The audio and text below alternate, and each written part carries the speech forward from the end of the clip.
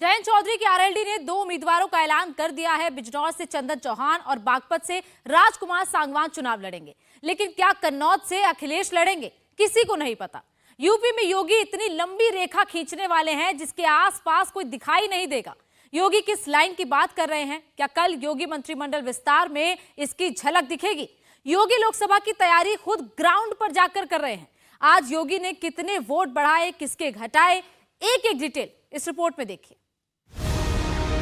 क्या यूपी का मौसम बिगड़ने लगा है? योगी क्यों 24 घंटे में सर्वे करा रहे हैं? शतरंज की चुनावी बाजी में वजीर क्या करेगा? क्या किसान यूपी में चुनावी बाजी पलट सकते हैं?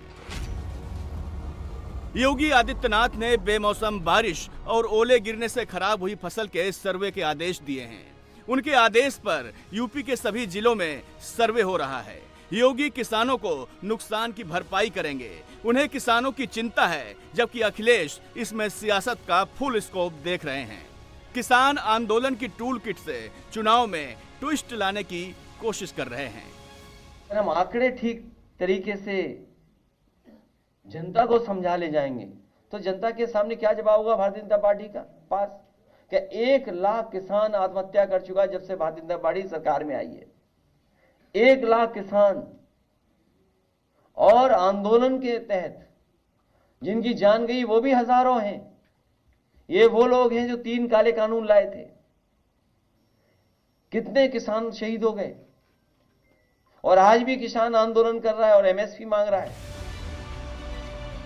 लेकिन योगी कुछ ऐसा कर रहे हैं जो यूपी के इतिहास में आज तक नहीं हुआ। 24 घंटे में किसानों को फसलों के नुकसान का मुआवजा मिलेगा। कोई किसान वंचित न रह जाए, लिहाजा डीएम, एसडीएम, तहसीलदार को ऑन ग्राउंड जाकर सर्वे के आदेश हैं। सर्वे की रिपोर्ट फौरन यूपी सरकार के पोर्टल पर अपलोड करनी है।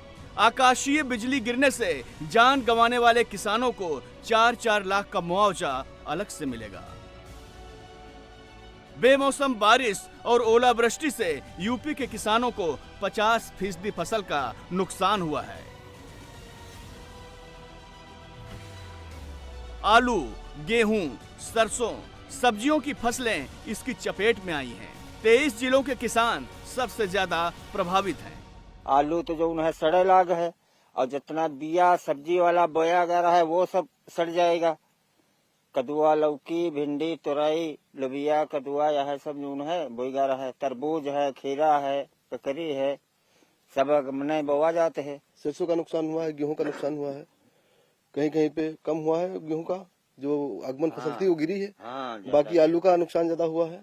जो आलू के किसान थे उनका भी नुकसान हुआ है। सारा फर्क पड़ा है, मान के चलो 50% नुकसान हो गया है। 50% नुकसान हो गया। सर्वे करा करके और शासन के जो मानदंड हैं उसके आधार पर कंपेंसेशन वगैरह के लिए रिपोर्ट की जाएगी, यदि उस मानदंड पे कोई हमें सर्वे प्राप्त होता है। यूपी में 80 लोकसभा सीटें हैं। 60 सीट ग्रामीण इलाकों में आती हैं, जहां हार जीत किसान तय करते हैं। किसान में अगड़ा, पिछड़ा, दलित, मुसलमान सब शामिल हैं। इनकी नाराजगी महंगी पड़ सकती है और योगी के मिशन 80 को झटका लग सकता है, क्योंकि मौसम की तरह राजनीति बदलने में देर नहीं लगती। ये बात योगी से बेहतर कोई नहीं जानता। इसीलिए उन्होंने सिर्फ 24 घंटे में मुआवजे का बंदोबस्त कर दिया।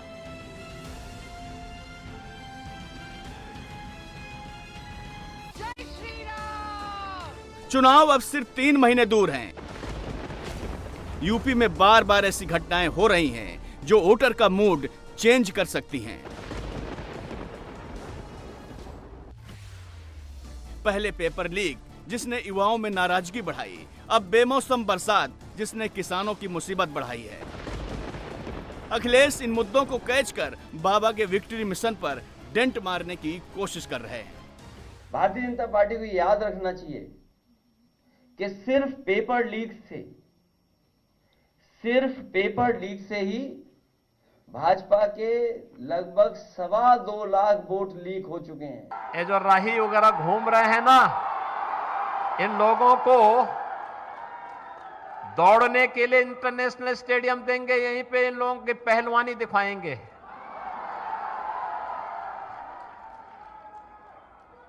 सब लोग समझ रहे हैं ना? और इस समझ को चुनाव तक बनाए रखना है, क्योंकि चुनाव में फिर एक बार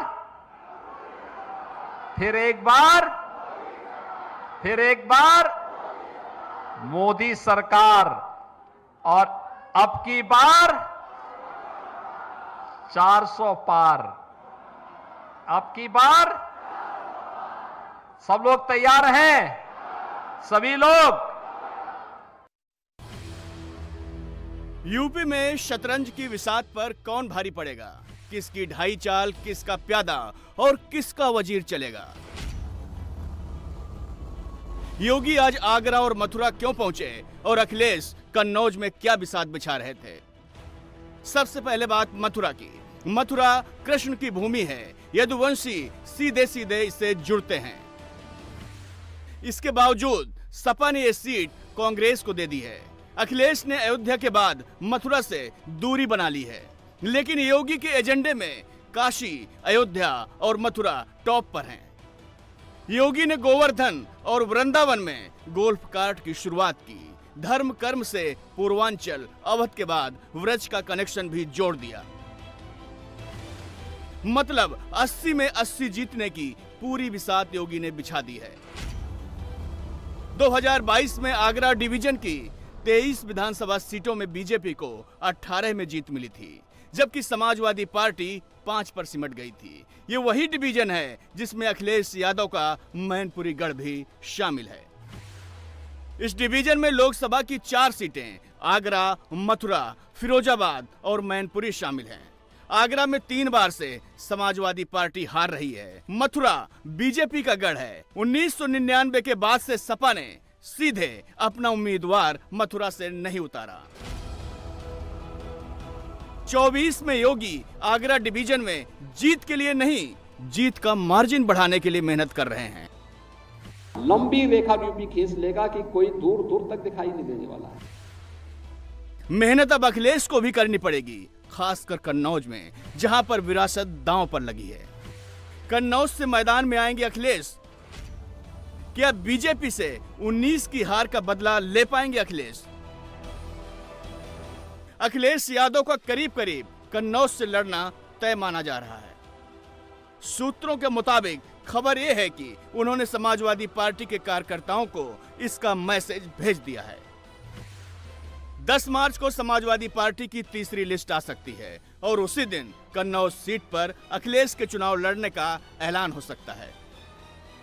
मैनपुरी, संभल और आजमगढ़ की तरह कन्नौज भी समाजवादी पार्टी का कभी सबसे मजबूत गढ़ हुआ करता था।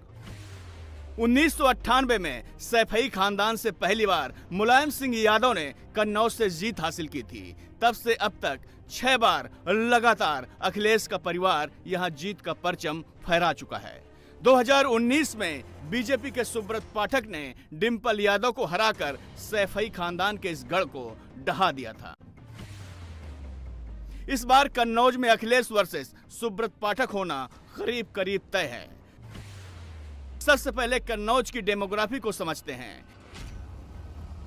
यूपी की हॉट सीट 3 जिलों कन्नौज, औरैया और कानपुर देहात में बटी है। यहां विधानसभा की 5 सीटें छिबरामऊ, तिरवा, बिधूना, सदर और रसूलाबाद हैं, जिनमें 2 रिजर्व हैं। 2022 के विधानसभा चुनाव में बीजेपी ने 4 सीटें जीती थी, जबकि समाजवादी पार्टी सिर्फ 1 सीट जीत पाई थी। कन्नौज में अखिलेश के सामने 2019 से भी बड़ा चैलेंज है। इसे समझने के लिए यहां का जातिगत समीकरण समझते हैं। कन्नौज लोकसभा में दलित 21%, मुस्लिम 16%, यादव 16%, ब्राह्मण 15% और राजपूत 10% हैं। कन्नौज में जीत की चाबी दलित और मुसलमान वोटर के हाथ में है। दलितों को साधने के लिए बीजेपी ने काम शुरू भी कर दिया है। सुब्रत पाठक की ये लाइन साफ साफ बता रही है दलित वोट को कैसे मैनेज किया जा रहा है। अखिलेश के लिए जीतना टेढ़ी खीर साबित हो सकता है। अखिलेश ने भी एक इलाके का सर्वे करा लिया है और हर बूथ में अपने वजीर लगा दिए हैं, क्योंकि सवाल सैफई खानदान की साख का है। ये बहुत पुरानी ट्रिक है और बीजेपी होशियार है।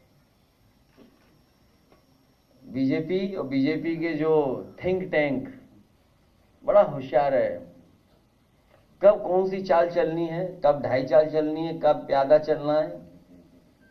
लेकिन हमारे पास बहुत सारे वजीर हैं, आप इनको पहचानते हैं? वो प्यारे मोहन हैं। कन्नौज में टक्कर कितने कांटे की है, इसका अंदाजा आपको भी नहीं होगा। सुब्रत पाठक को 2019 में 5,63,087 वोट मिले थे। डिम्पल यादव को 5,50,734 वोट मिले थे।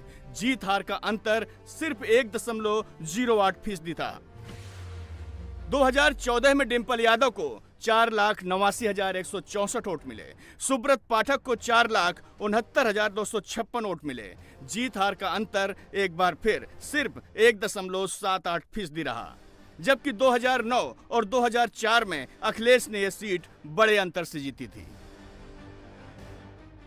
मतलब 1% वोट जीत और हार का फैसला कन्नौज में कर रहा है। 1% वोट अखिलेश के लिए सबसे बड़ा चैलेंज बन गया है।